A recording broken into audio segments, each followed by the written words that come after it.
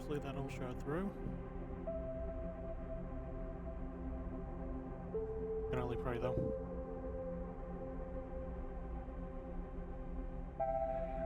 Welcome everyone though to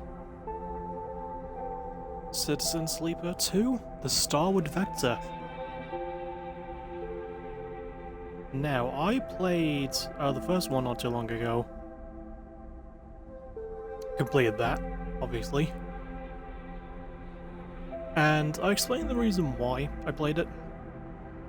Because earlier this year, as of recording this is the 22nd of November 2025.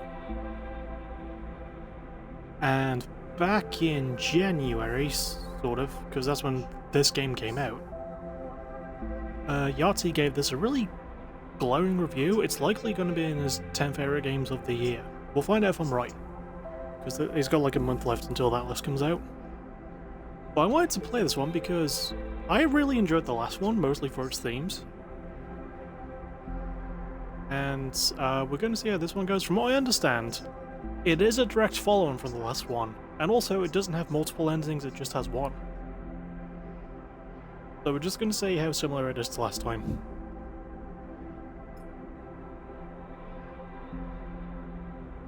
Update, welcome to Citizen Sleeper 2 Starward Vector. Stay up to date on upcoming Citizen Sleeper projects by signing up to the do list below. I think we already went through that last time.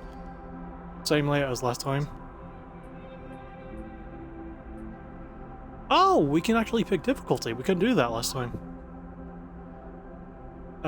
Safe for those focused on the story, a low risk option. Broken dice are worth 1. Higher stress tolerance, death is disabled. Risky. So I'm assuming safe is easy mode, risky is normal. The intended difficulty for those happy to be challenged, broken dice cannot be used. Standard stress tolerance, death incurs a significant permanent penalty. And dangerous, which is hard mode, for experienced players who want an unforgiving challenge with no second chances. Dice repairs require more components. Very low stress tolerance, double energy depletion, death is permanent. I'll just stick to risky. And,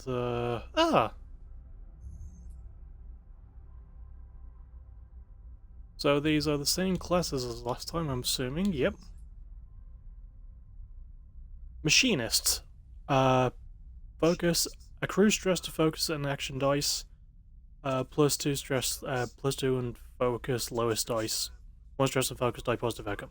Machinist sleepers are built to repair and modify automated systems using corporate resource extraction. Machinists are very skilled engineers, but their isolated work means they often struggle with tasks requiring a direct approach or social engagement.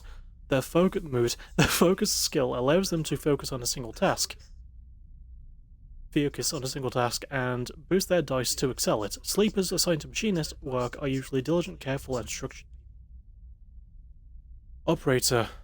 Accrue stress to reroll your action dice. 1 stress is reroll lowest dice. Oh, okay. Operator sleepers are built to work with drones and remote machines over local networks to perform corporate resource extraction from a distance. Operators have expertise in working with interfaces and computer systems, but are more physically fragile than other sleepers. Their reboot skill allows them to hack their own systems to reroll dice, a risky but potentially powerful move. Sleepers assigned to operator work are usually cerebral and precise. Oh, sorry, So Machinist has his ability, I think Push is like the main ability name there, but it's called Focus as well. And Engineer skill 2, Interface 1, Endure sort of just there, Intuition 1, and Engage none. But again, assuming it plays the same way as the last one, you just sort of become good at everything. Operator, Engineer just there, Interface 2, Endurance, nothing, Intuition just 1, and Engage 1, or it could just be 2. And his thing is called Reboot. Or sorry, their thing, we learned that last time. And the Extractor, Push, Rally, accrue stress to boost your crew dice, +1 to stress and +2 to lowest crew dice. 2 on Engineer, 1 on Interface, 3 on Endurance, nothing on Intuition, and 2 on Engagement. Extractor. Extractor sleepers are built to work at the coal face of corporate resource extraction, often in hard vacuum environments. Extractors have a high level of physical endurance, but their confidence means they struggle with tasks requiring intuition. Their rally skill allows them to motivate those in their team, boosting their crew dice. Sleepers assigned to extractor work are often confident, self-sufficient, and have a high level of endurance. I kind of want to mix it up because I played Operator last time. But I think I might go Extractor this time.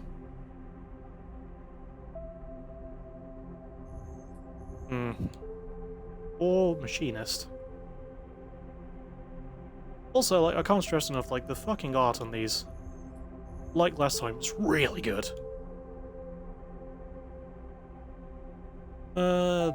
You know what? I said I was gonna mix it up, I lied. I'm gonna go, Operator. By the way, yeah, this is a text-based RPG like the last one was, so I'm gonna be reading a lot. In the moment before waking, the dark space before conscious thought, you struggle to find the pieces of yourself. Usually, these pieces come with a particular cadence, each appearing sequentially, like the boot process, I'm fucking this up early, of an old terminal. First your body, artificial, compromised, but relaying sent data all the same. Then its context, the breeze of air filtration, the soft contact of your birth in zero-G. Then emotion, coming into focus, coming into your body. At least buy me a drink first. Bringing with it that first instinct, the one that has framed your past 100 cycles. Fear. But that familiar sequence does not arrive. Instead, you are unmoored in space, your body distant, your context silent, even your emotions somehow obscured and scattered. Among all that disarray, only one familiar thing arrives. The fear. It is a scrambled, panicked fear, the drowning fear, the falling fear, the fear that makes you reach desperately for any stable point. It is the fear that tells you something is wrong. Something is very wrong with you. I've only got autism, game. You'd have to be mean. Wake up, sleeper. The voice is whispered in your ear. An act that makes you suddenly aware of your head pulsing in pain, your body rigid with tension. Sleeper. A familiar name. A mind copied, emulated. A body built, implanted. One person sleeping until their debt is worked away. Their double being made to work, to be consumed, and eventually to be destroyed. Proxy, an emulation, a sleeper. That is what you are. For those who need more context, I did look it up when I played the first one. Basically, a person's consciousness is digitized and downloaded and put into a synthetic body so that they can do work. And like keep finishing the things that they have to do that the human body can't do anymore. Until obviously they wither and die. So fun stuff. But you escaped, you remember that now. Broke free of your corporate creators, SNR, oh, those pricks. In search of a future. You cannot remember the details of your escape, but you know the fear has been with you ever since. All of a sudden, you remember you have eyes, and they flicker open. I am in the vast and dark interior of the unknown. Hello, Lane. You look cool. Pale eyes and a pale face, Lane, who is relentless, cruel, and on your trail. Oh, is he gonna be like Ethan from the first game? The name comes with its own specific sensation of fear, one you recoil from instinctively. Sorry to interrupt, a sharp smirk. This ends here. You search your mind for more than a name. Is this how you reward me for my generosity? Lane is leaning over your horizontal floating body, looking down into your eyes. I took you in. Protected you, gave you a purpose. You try to look away to the corners of your vision to find something you understand. Your body does not respond. But I suppose that wasn't enough. He reaches into the pocket of his jacket and retrieves a small vial. This wasn't enough. Vial glitters.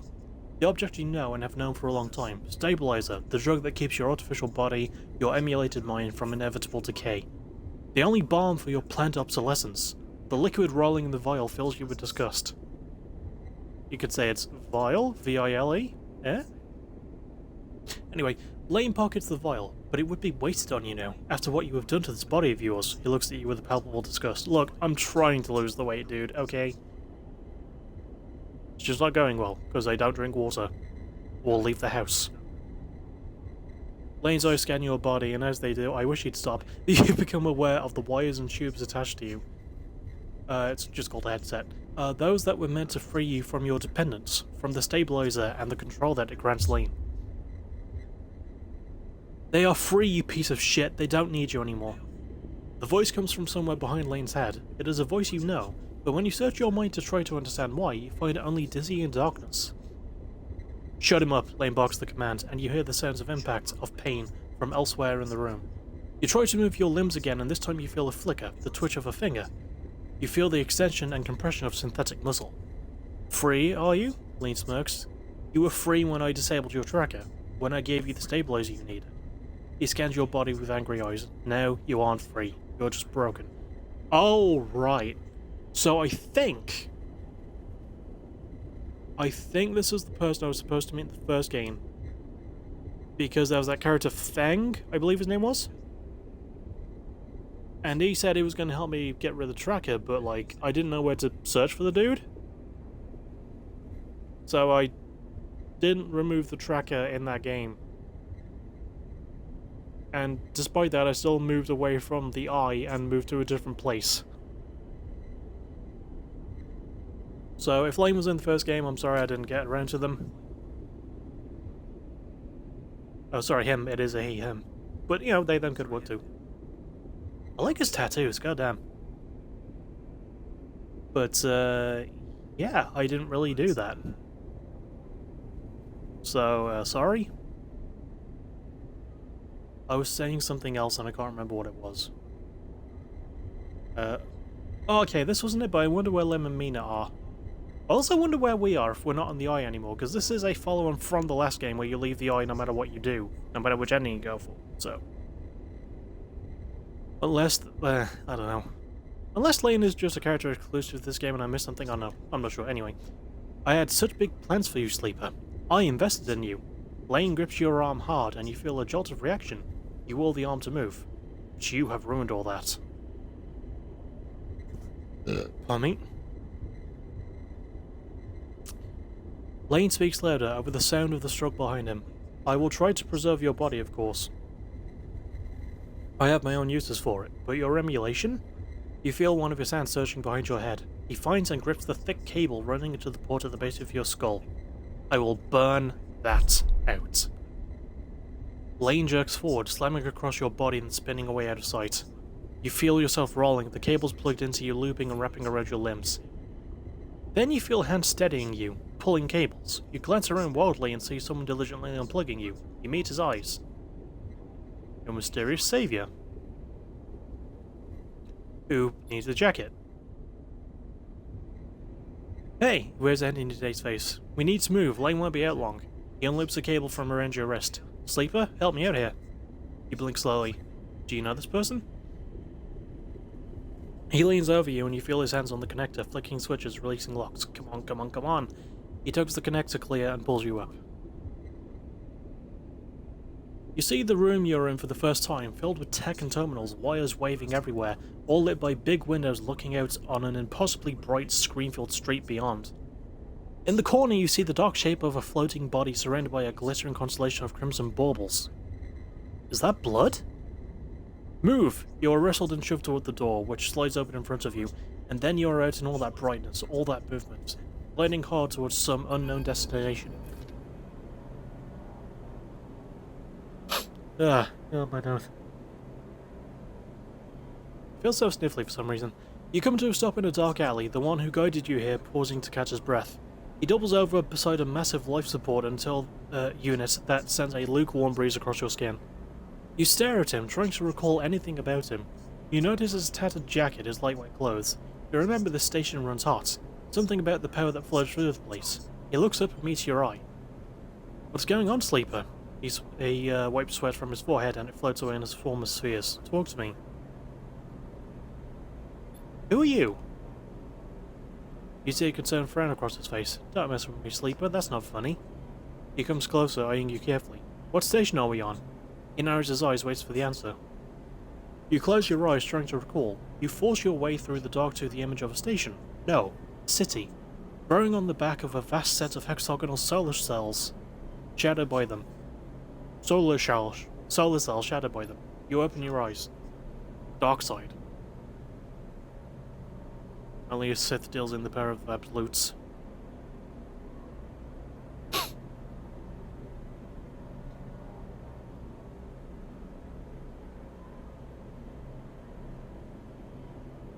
Anyway, the word leaves your mouth like an exhale, an instinct. Before you heard yourself send it out, you didn't know it was there. He sighs. And me? Who am I? You see something like fear in his eyes, panic perhaps. You stare hard at his face, the slight upturn of his mouth, the intensity of his stare, but nothing comes. He closes his eyes and drops his head, putting a hand to his temple. The reboot, he is speaking quietly to himself. Lane interrupted the process and he lifts his head and stares at you. We need to keep going, we need to leave. He turns and kicks off down the alley. Come on, the rig can't be far. Darkside, a sprawling urban station. A careless urban sprawl. Sorry.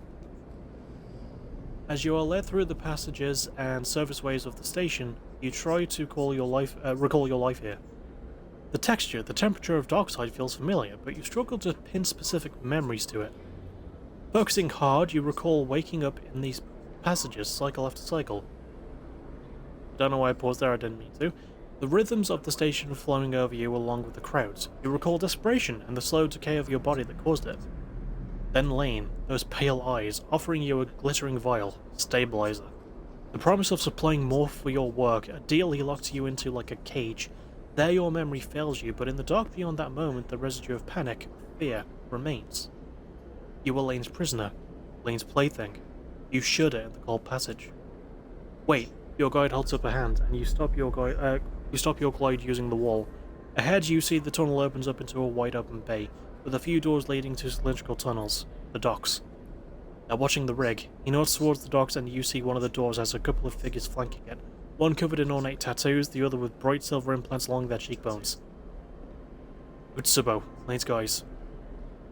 Is Lane a Yakuza then? Because he kinda gives that vibe. He looks at you and shakes his head in frustration. All this. It's not coming back to you, is it? Something catches your eye and you see he is playing with a coin, nervously turning it over and over in his fingers. He sees you looking and slips it away. He places his hand on his chest. I'm Seraphine, alright, who is troubled, stubborn, and on the run. He looks pained when he speaks. Lane? He was our captor. Both of us. We did this so we could escape. We needed to reboot you, to break your dependence on stabilizer, he pauses. You know what that is, right? You nod meekly. But Lane interrupted me back there, the reboot didn't complete, and... He sighs and shakes his head. We could still make this work. He looks back at the docks. I'll lead them away. You get the docking bridge open. If we make it to the rig, I know how to get us in. Got that? He searches your face for a sign of recognition. What's the rig? I might as well ask. Seraphine looks annoyed. A ship. Oh, a ship. Or at least it soon will be. Lane assigned it to us when we were on jobs for him. Also, I like the fact that our guardian angel, or like saving angel, has a name similar to a kind of angel. In fact, I wouldn't be surprised if the YouTube auto captions for this mispronounced Seraphine as Seraphim. And just so the YouTube auto captions know, in this game the name is spelled S-E-R-A-F-I-N. The angel kind is S-E-P-H-A-R-I-M. Although I don't know why I'm helping you because it's AI captions and those can fuck off. Anyway, get that door open, pat you on the shoulder. I know you can do this. Seraphine kicks off hard and glides into the docks. Over here, shitheads! He bellows to the gods as he barrels through. They immediately push off from the wall, giving chase. Oh god. You wait a breath, then glide across to the door they were guarding. You look, already panicked, at the tightly sealed door, its control panel locked out. You hear a shout from somewhere nearby. You need to get it open. This didn't happen in the previous game. So the skill checks are actually happening in the text box then, and although we could see if they're going to be like they were last time. During scenes you may encounter skill checks where you can perform certain actions using your skills. Like the dice actions you'll encounter later, skill checks can have a positive, neutral, or negative outcome. I remember that from last time. I also think, like, I don't know if this will work the same as well because of it being dice-based. It is 5 again, I think it was 5 last time. But my question is, does the success of your roll rely on the value of the dice? Like, if you get a 6, it's just guaranteed, but if you get a 1, you've got a 50-50 chance of it being neutral or negative. Like, is that what we're getting here? I don't know. The better the rating of your skill, the more likely you will succeed on a check. The odds of success are displayed when you select the check. Oh, that was an ability that was required last time as well. No, it wasn't. I don't think it was. I'm probably getting that wrong. You can see more info in the guide section of the pause menu. Well, I'm more likely to get away with this, so... Neutral outcome. Fantastic. You shift to the control panel, trying to understand the readout. The door is on emergency lockdown. Somewhere you hear more shouting. Your fingers hover over the keys. You switch to the administration layer and begin flooding the door operation system with spoof requests, desperately hammering the controls. Send me more copies of Hot Shots, dammit. The control OS crashes and the door judders halfway open before failing. Go, go! Seraphim flies past you, through the doorway, into the docking tunnel. You turn to see the two guards approaching fast across the docks and quickly glide after Seraphim. Seraphim is already at the rig's door, inputting the entry code. Excuse me. The rig's door scissors open and you both rush inside. Quickly, Seraphim grabs you by the arm and drags you up to the cockpit, the ship's layout hazy in your mind. He dumps you in a flight seat and straps himself into his own. You see him tap a series of buttons as he does, talking to himself. Come on. The rig's drive rumbles into life and Seraphim slams a button on the console. You feel the force of the ship's acceleration as it pulls away. Ooh! We didn't get anything so fancy in the first game. As the ship glides into place on the connecting bridge, its automatic systems nudged there by the port's docking protocols, you feel a sense of relief. The rig, your refuge in the belt. Oh, so I've upgraded from the eye to the belt. Fantastic. Seraphim burned hard out of Darkside, and you dropped in and out of consciousness in your seat as the rig made its way across the belt. But now with open space between you and Lane, you feel fresher, more awake. Seraphim breaks the silence. We're good, Sleeper. His eyes don't leave the monitor, and you realise this part of your escape is routine for him. You and he must have docked the ship countless times in your work for Lane. The problem is, you don't remember any of them. We made it, he whispers, closing his eyes and letting out a sigh. Still be silent. He shakes his head and then unclips from the pilot seat. Seraphim reaches up, flicking through a set of switches in a practiced fashion, completing the shutdown. You watch, a little frustrated with your own uselessness. Why is this game digging into my core so much, man? Running the rig, you realise, is just another thing you've forgotten. A clunk that runs through the walls of the ship is followed by a short percussive alarm tone from the pilot's console. Docking complete. Seraphim kicks off from his seat, twisting as he glides past you towards the back of the cockpit. His hands find the rails on either side of the door and he pauses, facing into the corridor beyond. I thought I read that wrong. Well, I kinda did, but I thought I meant to say something else, but it did. He turns back to you, backlit and called cyan. We need a plan, he glances around. Lane's not going to let us slip away quietly, he sighs. We need to talk, dude. Seraphim furrows his brow, not now, Sleeper. We need to forget, he flinches, the words coming out wrong. We need to focus on something other than... pauses again, unsure. Us, he sighs. We need to survive this thing first, then maybe we talk. Ooh! Okay, so were we together?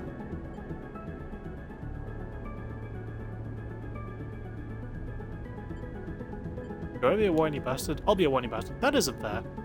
Seraphim's eyes flash. What isn't fair, Sleeper, is that I just gave up everything for someone who can barely remember my name. He tenses at his own unexpected anger. We are not doing this. He slams the metal of the cockpit wall. Not now. He closes his eyes and looks down. Just let me think. He fixes you with a stare. I need to think. We have bought ourselves some time. He glances through the cockpit window at the blinking lights of the station. You may not remember Hexport, but I do, and there are plenty of opportunities here for us, if we can keep our heads down. He turns back to the corridor. That's what we'll do. He pushes off and glides towards the main lock, and you follow, pulling yourself along hand over hand in 0G. We already emptied the tank of this thing. He slaps hand against the ship's insides. This bad boy can carry so much fuel. So we need to refuel, and that won't be cheap. But if you and I know one thing, Sleeper, it's how to work. You are going to receive this work. I'm going to get myself reacquainted, see if I can turn up any old connections, people that might throw us an easy contract. You, he glances back over his shoulder, you keep out of trouble. I can handle myself. Seraphim stops at the airlock. Look, Sleeper. You aren't yourself, he sighs. That's a really good line. Stopping the reboot halfway through, he pulls a worn crew jacket from a locker and starts pulling it on. Finally, covers his nipples. We don't know what that did to you. He jams an arm into her sleeve. I don't want you passing out and... He stops.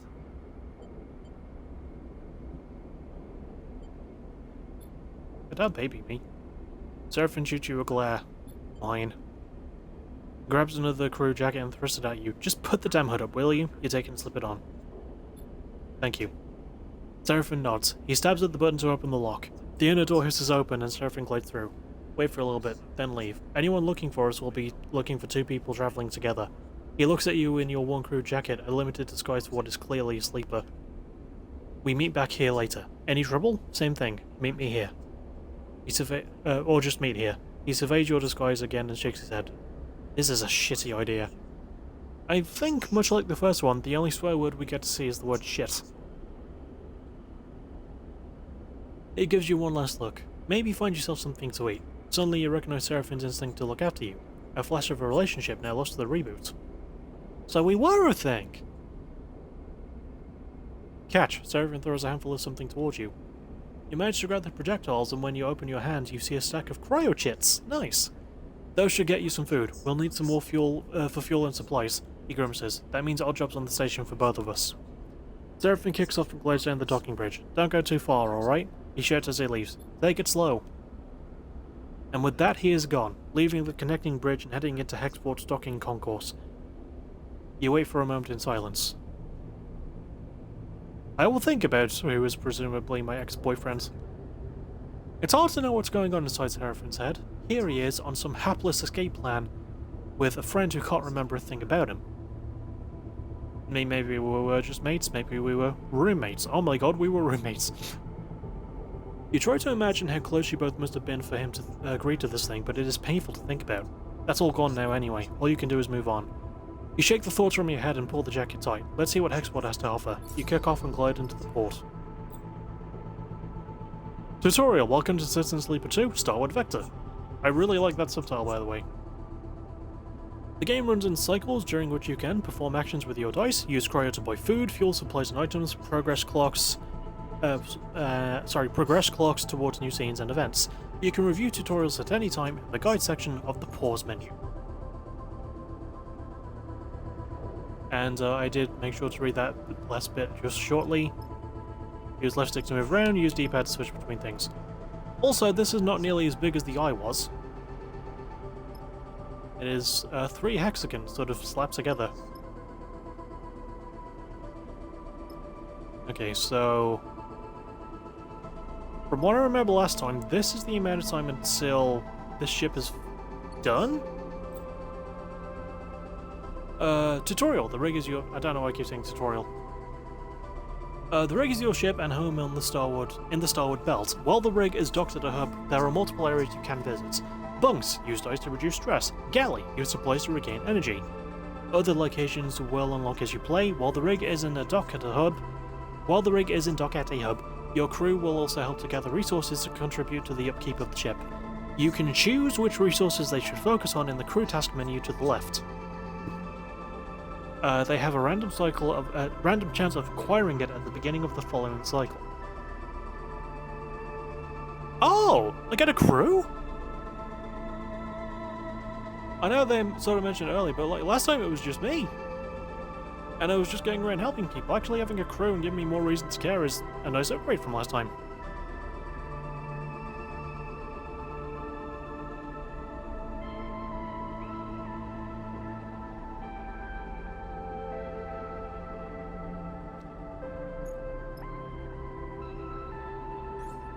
Okay, so standard buttons, yep. Because right bumper was the skill tree. Welcome to the character screen. Here you can upgrade and configure your sleeper. On the left you can upgrade your skills to improve the skill modifier applied to your dice when you undertake an action. To the right you can upgrade your push, the unique ability of your class. This was also not in the previous game, so I kind of like that they added it. It makes the different, like, character types, or job types rather, feel a bit more unique.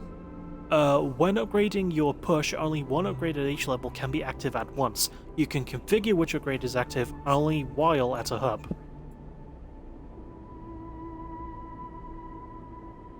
This clock is a cycle clock. It will progress towards... Shit. Hang on, I'm gonna have to check that out now. It will progress towards shit.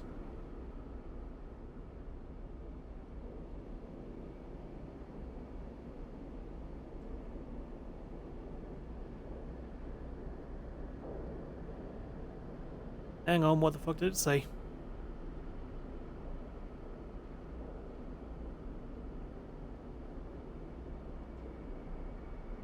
I'm trying to read it.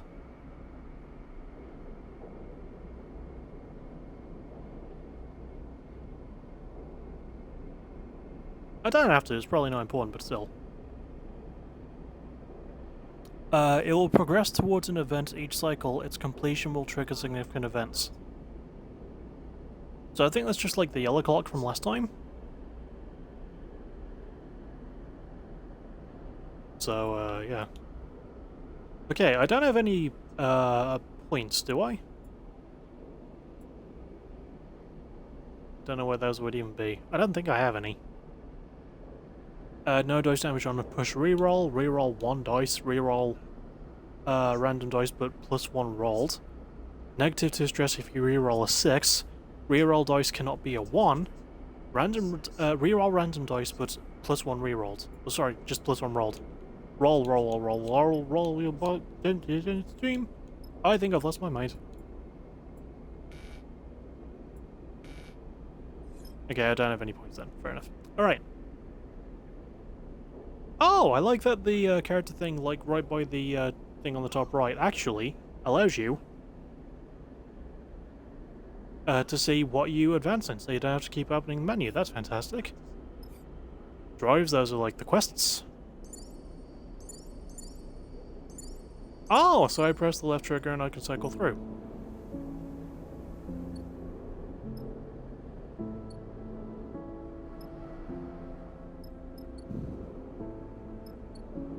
And I press B, I can just go to the rig. Oh, this is much better than last time. Why is the map? I get a map!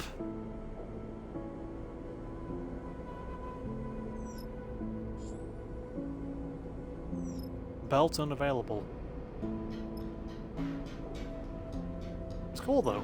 So hang on, if I go here. Oh, in Citizen Sleeper 2, you perform actions by assigning action dice to them. The higher the dice you assign, the more likely you will succeed at an action. Okay, so this is back. This was the main loop of the first game. But your dice will be modified by your skill. Your skill modifier for the action is displayed on the right and will reduce or increase the value of the dice assigned to the action. Like skill checks, dice actions have 3 outcomes: positive, negative, and neutral. Each action is also rated safe, risky, or dangerous, which are the 3 bog standard settings of any good reasonably priced vibrator. Based on the outcomes it has, the more dangerous an action is, the more significant both its rewards and consequences are.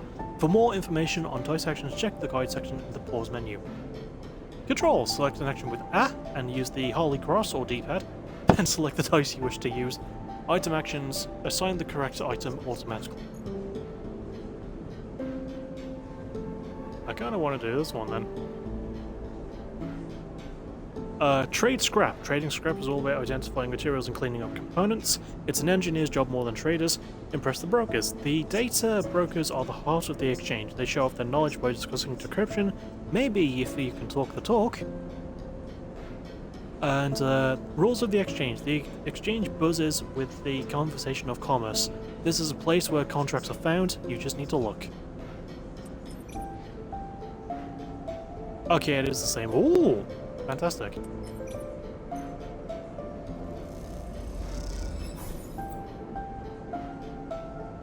You just progress to clock, they'll check your progress towards both positive and negative events, and can be filled by both. Okay, yeah. Again, same thing as last time. Do I guarantee it? I think I will just to be safe. There we go!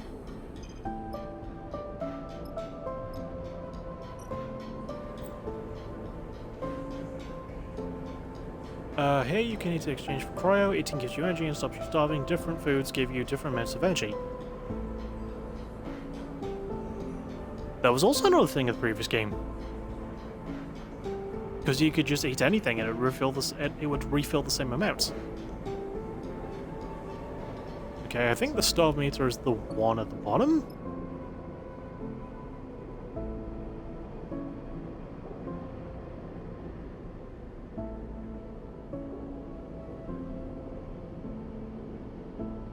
I'm pushing the left stick, but I'm not sure what exactly that does.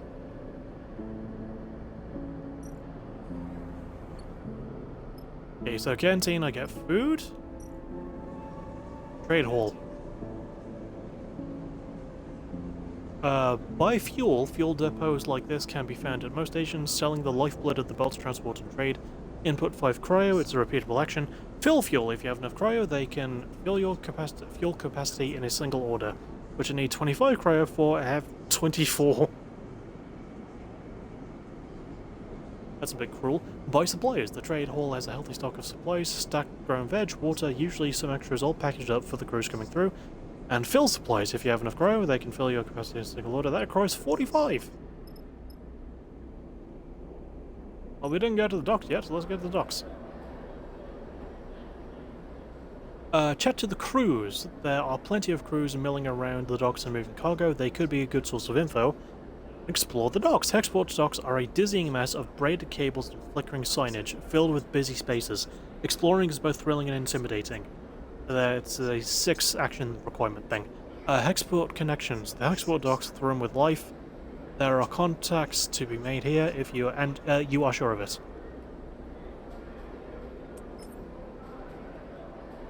Yeah.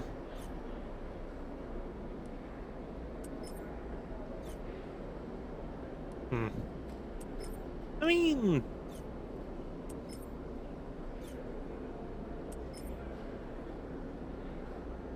Oh, I wanted to have the same outcome. I forgot about that. Huh.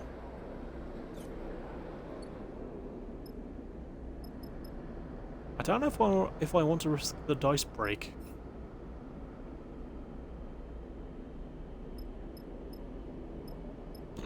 Pardon me.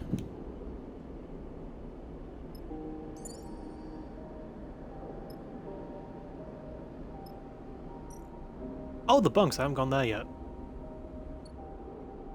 That's where I rest. Lovely. Alright, what about... oh, I can just end cycle as well. Make a meal. Supplies are typically safe contracts, but when food isn't readily available, you've got to use what you've got to survive. Fantastic.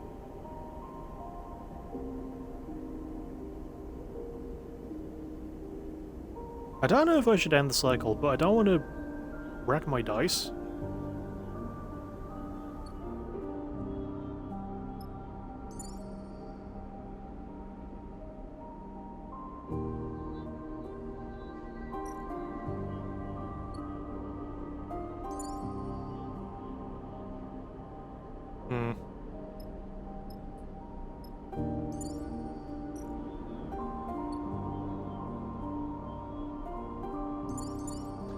Oh, okay. I think I just have to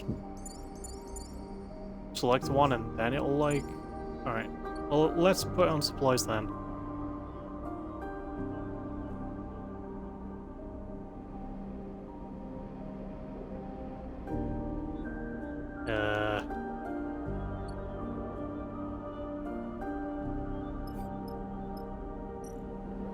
Oh, because I had that up and right, okay. I guess maybe this... I don't feel good about it.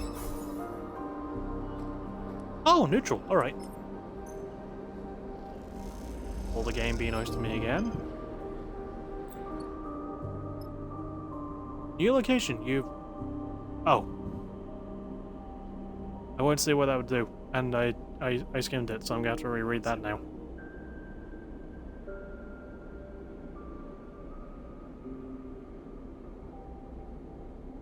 Because I saw the prompt earlier, I was like, oh, I'll press it if it happens again.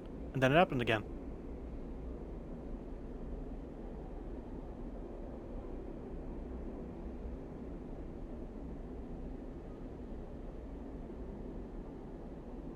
Hang on.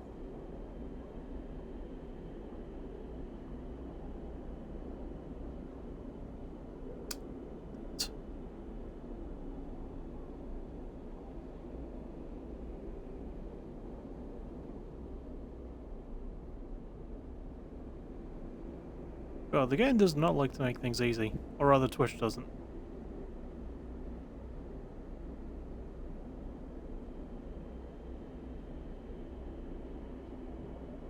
Okay, what did the thing say? Come on. Oh, you've used all your dice to cycle. You need to end the cycle at your ship. The rig. Oh, you'll need to go back to the rig to re-roll the dice. Right. The bends.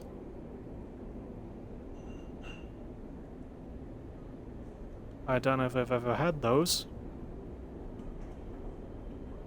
I don't think I have. Skill required. Play Star and Stoker. SNS is a spacer gambling game played with custom magnetic dice. Chips are stashed in a symbol marked cans, and winning is ruthlessly luck-based. Buy a Ben's Fry. A plastic bag of flash-fried salt-flecked tubers, the Ben's Fry brings spacers back to the scattered tables of the bar, cycle after cycle. I kind of would like some food. Okay, so the energy bar was not in like segments last time. It was just one long bar. So they've really like changed things up to more attention to detail, and I really appreciate that. Oh yeah, I forgot to read this cycle as well. On the run, you've put some distance between yourself and Lane, but you are sure that he'll close the gap as soon as he's able.